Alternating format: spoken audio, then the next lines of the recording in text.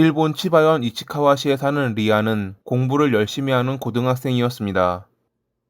1992년 2월 12일, 이날도 새벽까지 공부하던 그녀는 샤프심이 떨어져 집 근처에 있는 편의점에 샤프심을 사러 갔죠. 아무도 없는 한적한 새벽 공기를 맡으며 홀로 자전거를 타고 편의점을 갔던 리아. 그리고 그녀는 볼일을 마치고 집으로 돌아오던 중 뒤에서 오던 자동차와 부딪히는 불운의 사고를 당합니다. 다행히 차가 빠르게 달리지 않아 큰 사고는 아니었지만 넘어지는 바람에 무릎에 찰과상을 입었죠. 차에서 내린 운전자는 미안하다며 리아를 병원까지 데려다 주었고 치료를 마친 뒤에도 집까지 데려다 준다며 그녀를 차에 태웠습니다. 이때까지 그녀는 이 남성과의 만남이 어떠한 결과를 초래할 줄은 몰랐을 것입니다. 남성의 이름은 세키 테루이코. 그는 훗날 그녀의 가족 4명을 살해한 나쁜 사람이었습니다.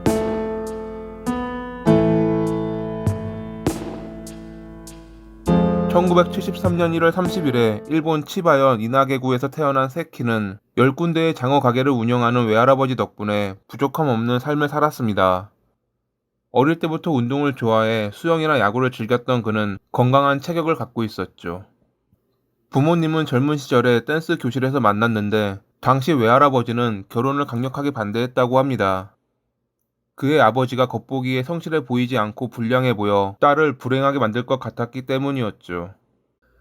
외할아버지의 눈썰미는 정확했습니다. 반대에도 불구하고 부모님은 결혼했지만 5년도 채 안 되어 아버지가 본성을 드러냈거든요. 도박, 술, 여자에 빠져 걸핏하면 어머니에게 폭력을 휘둘렀던 아버지. 그 폭력성은 날이 갈수록 심해져 결국 세키에게도 향하고는 했습니다. 그는 아버지를 피해 주말마다 외할아버지 집으로 갔는데 그런 그를 외할아버지는 안쓰러워하며 친절하게 대해주었다고 합니다. 세키 역시 아버지와는 다르게 열심히 일하고 친절한 외할아버지를 좋아했습니다.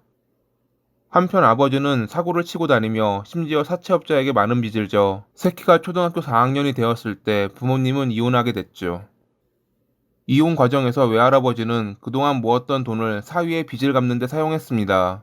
사채업자의 야쿠자까지 개입돼 있어 어쩔 수 없었을 것입니다. 자기가 결혼을 굳고 말렸는데도 말을 듣지 않고 이런 상황까지 오게 한 딸을 세키의 외할아버지는 더 이상 보지 않겠다고 말하며 화를 내기도 했습니다.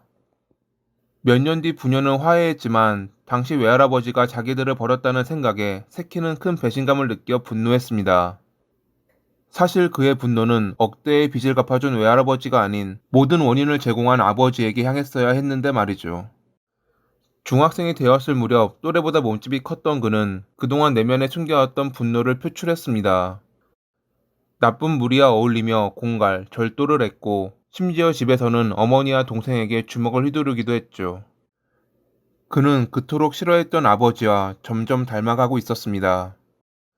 고등학생이 되었을 때도 여전히 여러 사고를 치고 다녔고 그 수위는 중학생 때와는 달리 더 높아져 있었습니다. 결국 보다 못한 학교 측은 세키에게 정학 처분을 내렸고 1989년 5월에 그는 자퇴했죠. 자퇴한 뒤 낮에는 외할아버지의 가게에서 일을 하고 저녁에는 유흥가에서 불법 아르바이트를 했지만 언제나 태도는 불량. 틈만 나면 사람과 시비가 붙어 사고를 치는 등 여러 문제를 일으켰습니다. 외할아버지는 그에게 피해를 본 이들에게 사과하고 합의금을 주며 뒷수습을 해주고 그런 그도 손자라고 용돈까지 쥐어주며 계속 그러면 아버지처럼 된다는 충고도 해주었지만 그런 외할아버지를 세키는 여전히 증오하고 있었죠. 과거 어머니와 자기를 버렸다는 삐뚤어진 생각을 여전히 갖고 있었던 것입니다. 그런 증오심은 점차 쌓이고 쌓여 어느 날 그는 외할아버지를 공격해 눈에 큰 상처를 입히기에 이르렀습니다. 이 뒤로 전혀 반성하지 않고 방탕한 생활을 하며 약에 취해 살았던 그는 1991년 10월에 유흥주점에서 만난 엘리자베스라는 여성과 결혼하게 됩니다. 필리핀 출신이었던 엘리자베스가 일본 국적을 얻기 위해 그에게 적극적으로 구애했다는 소문이 있기도 합니다만 정확한 사실은 알 수 없습니다. 결혼한 지 3개월 만에 그녀는 임신과 언니의 병을 핑계로 필리핀으로 떠나 돌아오지 않았거든요. 어느 기사에 따르면 그녀가 떠난 이유는 세키의 성욕과 폭력성 때문이라고 합니다. 성욕이 강했던 세키는 아내가 떠나자 자주 유흥가를 돌아다녔고 한 가게의 여성을 억지로 집으로 데려와 욕망을 푼 뒤 이틀이 지나고 나서야 풀어주었습니다. 분노한 가게 사장은 야쿠자에게 세키를 손봐달라 부탁했고 며칠 뒤 그들은 세키를 발견해 차를 세우라고 했지만 두려워진 그는 그대로 도주했습니다. 이 과정에서 야쿠자들의 공격에 세키의 차 뒷유리는 산산조각 나기도 했습니다. 다음 날인 1992년 2월 12일 새벽, 세키는 야쿠자를 피해 집으로 돌아가던 중 자전거를 타고 가던 리아와 접촉사고를 일으킵니다. 사실 이것은 그가 고의로 일으킨 사고였습니다. 하지만 아무것도 모르는 리아는 세키의 제안대로 병원에서 치료받은 뒤 집까지 데려다 준다는 그에게 감사하다며 차에 올랐죠. 잠시 후 본색을 드러낸 세키는 그녀의 뺨에 상처를 내고 위협해 자기 집으로 데려가 성폭행했습니다. 아침이 되었을 무렵 그는 리아의 학생 수첩을 보고 이름과 주소 등을 알아냈고 그녀를 속박한 뒤 볼 일이 있다며 집을 나왔습니다. 자신이 이제 주소도 알고 있으니 그녀가 도망을 간다고 해도 보복이 두려워 발설하지 않으리라는 생각 때문에 그러했을 것입니다. 그가 완전히 떠난 것을 확인한 그녀는 속박을 푼 뒤 쓰레기통에 버려진 학생 수첩을 회수해 집으로 도망쳤습니다. 처음에는 자신이 당한 일에 대해 아무런 말도 하지 않았지만 다음날 집에 찾아온 친구가 얼굴에 난 상처를 물어보자 그녀는 편의점을 다녀오던 중 한 남성에게 당했다며 어제 있었던 일을 모두 이야기했습니다.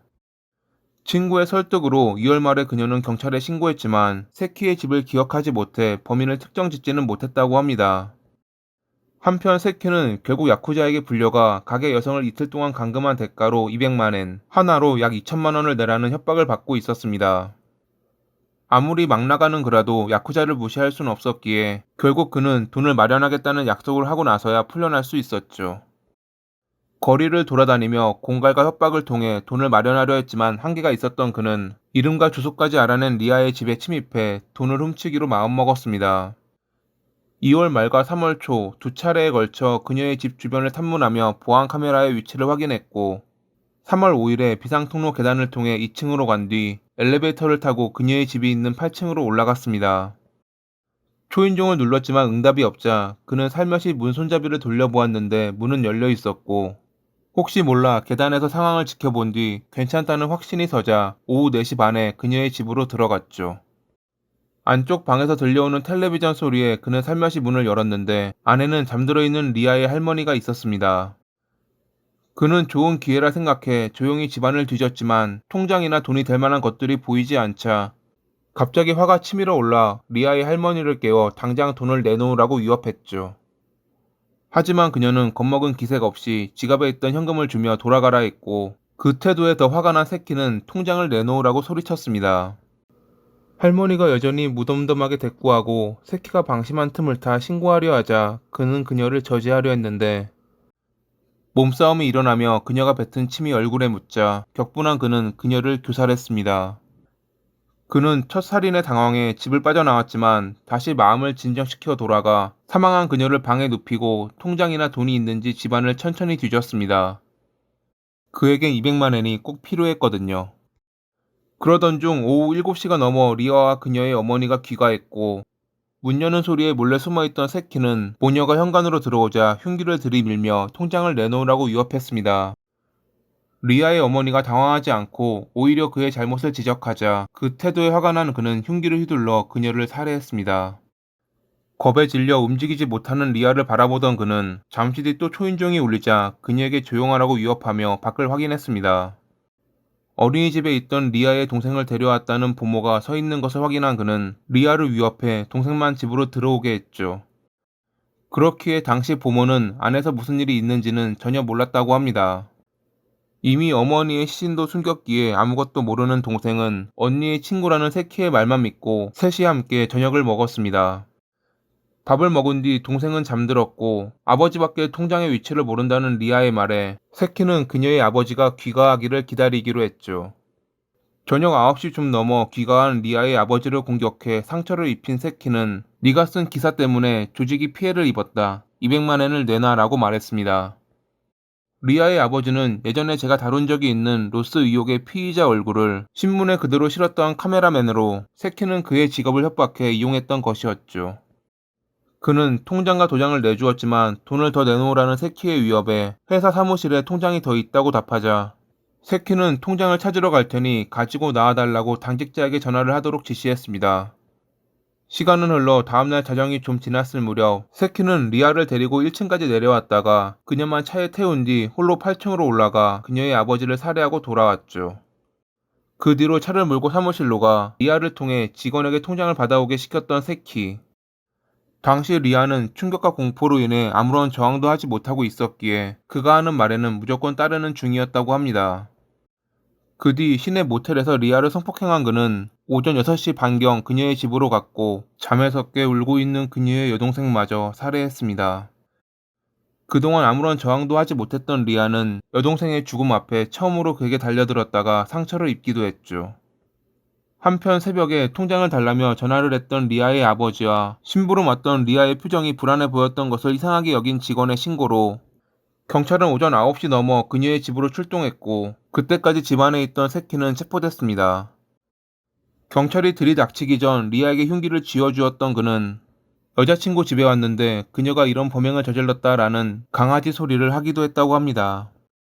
처음에는 정신적으로 큰 충격을 받은 그녀가 아무 말도 안 했기에 언론은 세키의 말을 그대로 내보내기도 했지만 후에 모든 진실은 밝혀졌습니다. 범행 당시 그는 19살로 미성년자였습니다.